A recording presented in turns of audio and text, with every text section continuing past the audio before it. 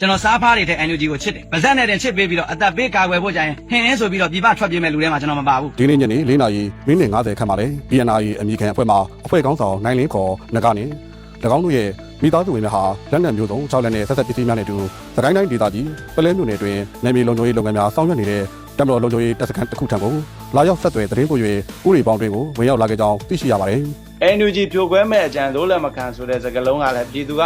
သူတို့စိတ်ထဲကထွက်တဲ့စကားလုံးလားကောင်းသည်ဖြစ်စေဆိုးသည်ဖြစ်စေမှန်သည်ဖြစ်စေမှားသည်ဖြစ်စေပြည်သူကကျွန်တော်ကိုတကယ်မလို့ကျွန်တော်ကိုဆိုရင်အလဲပြည်သူတဝက်ကျော်ကကျွန်တော်တို့ကိုတောင်းဆိုလိုက်ကျွန်တော်တို့ကအလိုလျောက်ကျွန်တော်တို့ကဖျက်သိမ်းပေးလိုက်မှာဘာဖြစ်လို့လဲဆိုတော့ကျွန်တော်တို့မှာတာဝန်တွေပဲရှိတယ်အဲ့တော့လူတို့ကမလို့ဘူးဆိုရင်ကျွန်တော်တို့ကဒီတာဝန်တွေကိုစွန့်ပြီးထွက်သွားလိုက်အောင်ပေါ့ဗျာ 18 ရက်နေ့ညနေမှာမိသားစုနဲ့အတူစစ်တပ်နဲ့ပူးပေါင်းသွားခဲ့တာပါရဟတ်ရင်နဲ့နမခကိုခေါ်ဆောင်သွားခြင်းခံခဲ့ရပါတယ် BNRA ရဲ့နိုင်ငံရေးမှုစစ်ရေးတူတာဝန်ခံတဲ့တပ်ဖွဲ့ဝင်150ခန့်ကတော့ NUG ထံမှခိုလုံဖမ်းဆီးခံထားရပါတယ်